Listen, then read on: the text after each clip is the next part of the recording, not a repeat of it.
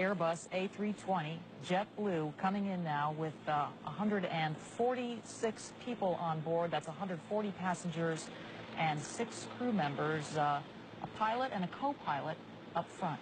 All right, we are watching it now, and it's coming in low and presumably slow now. It's probably crossing the 405 and approaching Sepulveda Boulevard and ultimately the airport. That's runway 25 left. That was the 405 freeway right there. We're getting close. 25 left, as Mark pointed out, the longest runway at LAX, the one they want to use for emergency landings if they can. And here it comes in now, this JetBlue flight 292 with that front nose gear pointed sideways. Hold the nose.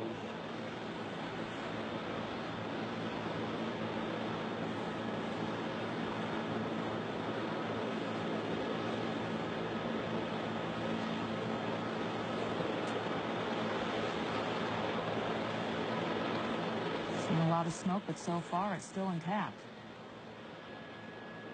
The landing gear. He's now slowing down as best he can.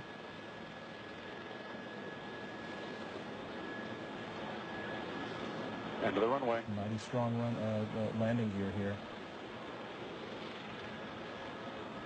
That's the tires burning out there. All right. Best of all possible scenarios, it did not collapse.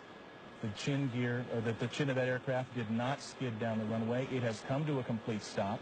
They will now have to evacuate the passengers off that aircraft, but they're doing it with the nose gear still in place, albeit with the tires burned away and gone. But you can see no indications of any fire on board this aircraft.